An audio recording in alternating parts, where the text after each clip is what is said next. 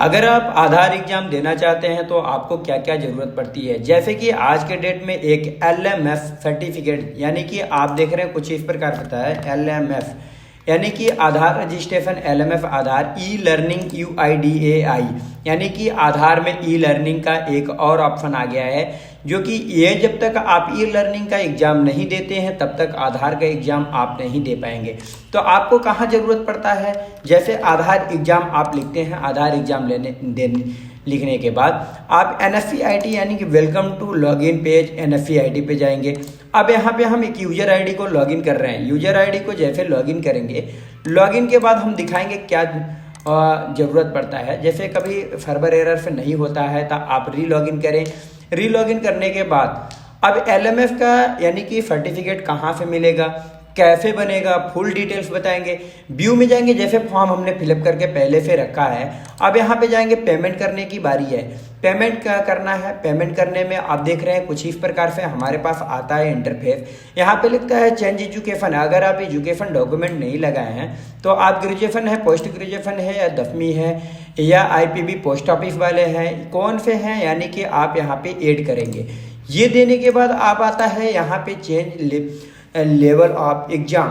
Change level of exam में आप देख रहे हैं कुछ इस प्रकार से होता है। दो तरफ यहाँ होता है। पहले तो आप ये यानी कि आप रजिस्टर अप्रूवल लेंगे, यानी कि RO अप्रूवल आपका चाहिए। RO अप्रूवल कहाँ से लेना है, आप वहाँ से ले सकते हैं। RO अप्रूवल का नेक्स्ट वीडियो में जैसे मैंने पिछले में बताया था। अब यहाँ पे आता है LMS सर्टिफिकेट, यानी कि LMS certificate ID, LMS certificate date और LMS सर्टिफिकेट अपलोड करना होता है।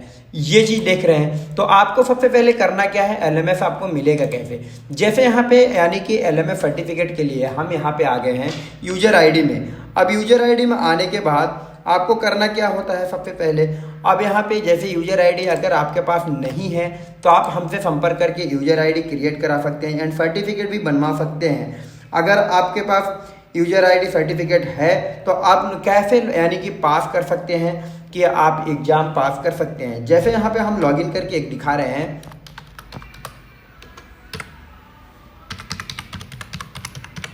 मेरे पास एक यूजर ID पासवर्ड है। यहाँ पे हम कैप्चा कोड को प्रेस करेंगे और कैप्चा कोड डालने के बाद यहाँ पे लॉगिन पे क्लिक करेंगे।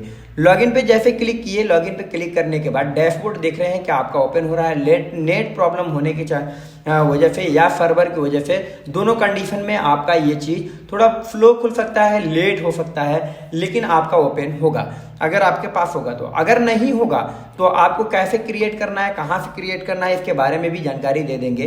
तो सबसे पहले यहाँ पे आने के बाद देख रहे हैं कि कुछ इधर इंग्लिश से भी देना होता है, हिंदी से भी। आप दोनों कंडीशन से ई लर्निंग का टेस्ट दे सकते हैं। अब ई लर्निंग के जैसे व्यू कोर्स करेंगे। व्यू कोर्स में आता क्या क्या है, प्री असेसमेंट कंप्लीट करना होता है, सेल्फ पॉइंट लर्निंग करना पड़ता है और यहाँ पे फाइनल असेसमेंट करना पड़ता है, फीडबैक करना पड़ता है और यहाँ पे कंप्यूटर सर्टिफिकेट यानी कि एक कंप्लीट सर्टिफिकेट जनरेट हो जाता है। अब यहाँ पे आपको असेसमेंट में देख रहे हैं कि असेसमेंट यहाँ पे आता है प्री असेसमेंट, यानी कि आप पहला देते हैं 3 नंबर जैसे दिखा रहा है 3 नंबर, 10 नंबर का ये था और 10 नंबर में हमने पाया 3 नंबर। इसमें बहुत मैंडेटरी प्री असेसमेंट में नहीं होता है। आप अगर 3 नंबर भी पाते हैं तो उसमें काम चल जाता है। अब आता है सेकेंड सेल्फ परफेक्ट, यानी कि self perfect learning. Self perfect में होता क्या है, इस तरह से कुछ पाठ्यक्रम होते हैं। अब यहाँ पे कुछ वीडियोस देखने होते हैं और आंसर देने होते हैं, जो ये वीडियो देख के पूरा किया जाता है। अब ये वीडियो देखने के बाद अगर आपने कंप्लीट कर लिया, कुछ सही टीके ऐसे पूरा लग गए, तो अब यहाँ पे हम बैठ जाएंगे नामांकन अद्यतन के माध्यम से। और यहाँ पे आने के बाद अब आता है यानी कि फाइनल असेसमेंट।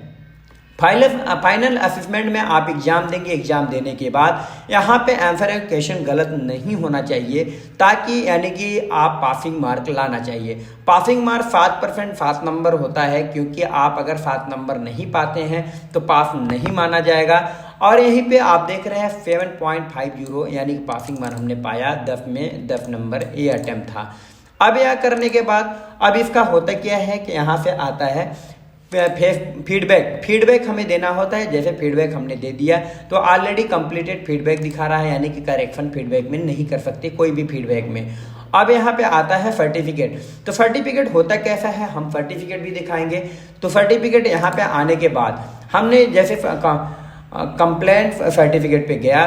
यहाँ पे जाने के बाद अब व्यू यानी कि व्यू सर्टिफिकेट करेंगे। व्यू सर्टिफिकेट करने के बाद सर्टिफिकेट मेरा डाउनलोड हो जाता है। डाउनलोड होने के बाद कुछ इस प्रकार से सर्टिफिकेट ओपन होता है। जैसे देख रहे हैं गोविंद का है। अब यहाँ पे आईडी भी दे दिया, लेकिन कभी भी ये गलती ना करें कि किसी दूसरे का सर्टिफिकेट नंबर, दूसरे का सर्टिफिकेट आईडी अगर आप यहाँ पे मेंशन कर देते हैं तो आपका क्या होगा कि ये चीज़ एग्जाम नहीं दे पाएंगे, एग्जाम सेंटर से बाहर।